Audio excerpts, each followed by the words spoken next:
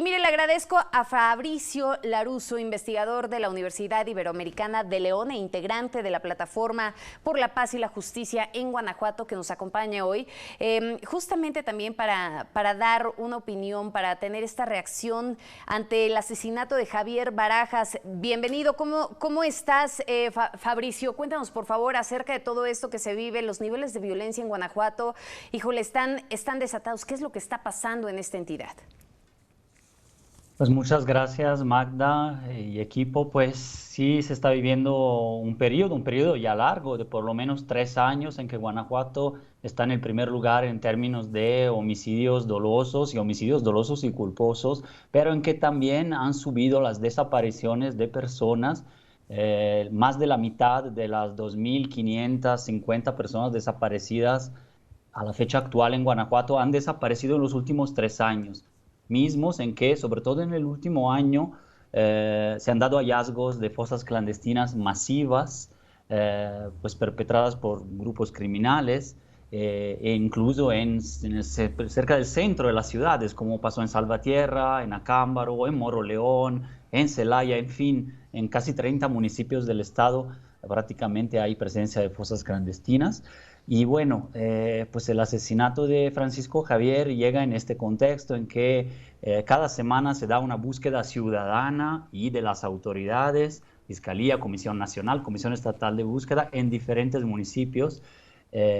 Consecutivamente, desde agosto del año pasado se han multiplicado los hallazgos y bueno, Javier se había integrado a la misma Comisión de Búsqueda Estatal recientemente en noviembre, trabajando desde Salvatierra, y pues fue justo en su ciudad donde pasó este atentado lamentable en contra de también un compañero y apoyo de muchos colectivos y de la propia comisión.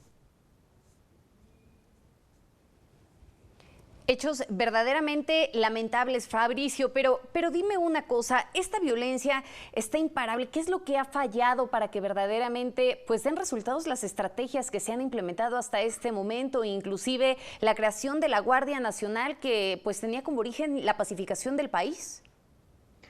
Pues digamos que ha habido un patrón también en Guanajuato desde 2016 y en los últimos 2 años aún más, paralelamente, ¿no?, de esta violencia, un patrón de militarización, tanto por Ejército y Marina como ya después por la recién creada Guardia Nacional, que no ha modificado el patrón de violencia, más bien se recrudeció. Entonces, digamos que no ha tenido los beneficios esperados, y más bien la previsión es que ha pasado algo parecido a otras entidades, ¿no?, como la frontera norte, Tamaulipas, hemos visto Ciudad Juárez, etcétera, en donde la presencia militar o de cuerpos con capacitación y dominio militar, digamos, en sus prácticas no ha llevado a buenos resultados.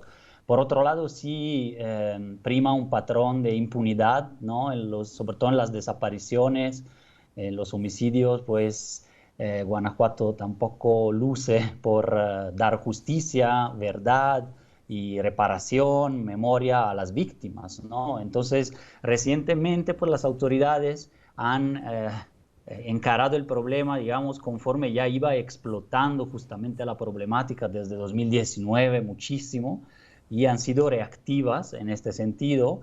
Se ha creado una institucionalidad, la Comisión de Víctimas, la Comisión de Búsqueda, pues las búsquedas ciudadanas, mesas de trabajo con Fiscalía, pero aún así se exige que en este caso, como en todos los demás que buscamos, pues no haya impunidad, se logre alcanzar algún elemento de la verdad y saber qué pasa, ¿no?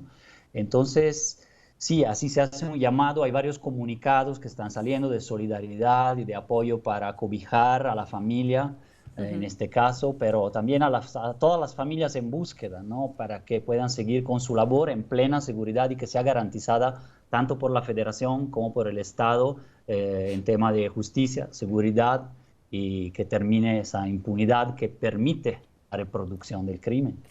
Fíjate, Fabricio, que hace un momento platicábamos con algunos compañeros de allá de Guanajuato, también conociendo, ¿no?, cómo está esta parte, cómo fue el asesinato y demás. Y sin embargo, de pronto nos enteramos de la aparición, de apariciones constantes de estas fosas clandestinas a las que hace referencia. Nos decía Moisés, bueno, pues es que en este caso, como es bien sabido, a veces son los colectivos de búsqueda los que terminan encontrándolas, porque si no, pues realmente ni siquiera nos enteramos, ¿no?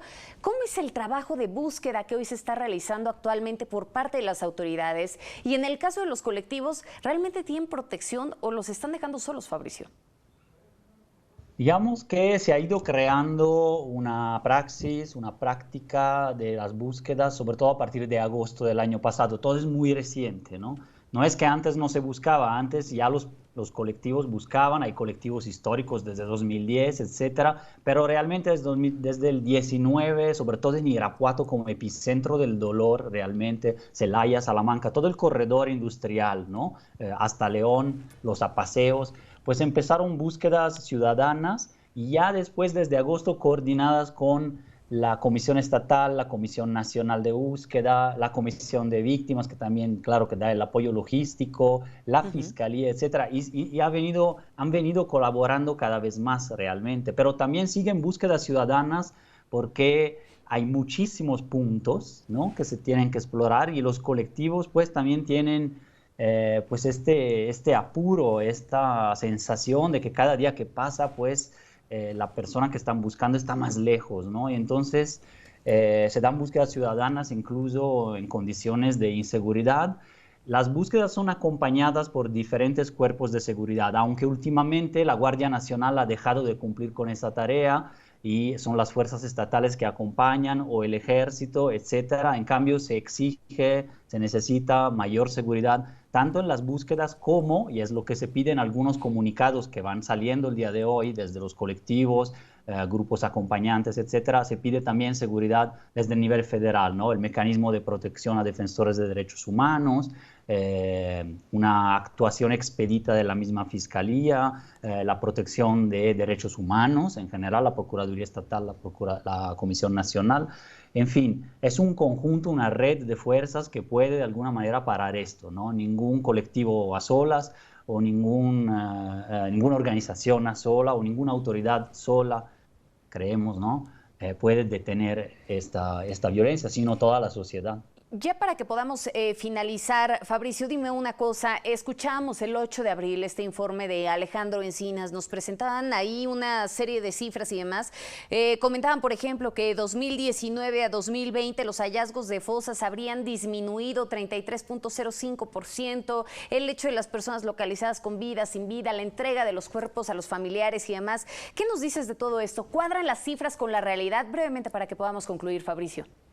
Bueno, te diría que hay cifras que a nivel regional no corroboran o no coinciden con el nivel nacional o federal. Entonces, en Guanajuato, sin duda es al revés, tanto en otras formas de violencia como en los hallazgos de fosas y del número de cuerpos, ¿no? Ha sido realmente una realidad que nos desborda aquí. Son centenares de fosas clandestinas. Si eran 109 fosas en los últimos 10 años, pues nada más en el último año son más de 100 fosas más, es decir, son más de 200 fosas con centenares de cuerpos, ¿no? Solamente de los últimos 6 meses, por ejemplo. No, ya mencioné realidad a la que nos enfrentamos. Claro, Vaya claro. realidad, Entonces, Fabricio. Muchísimas gracias por estos minutos para Mega Noticias. Mantengámonos al habla y le damos seguimiento a estos casos. Muchas gracias y estamos aquí.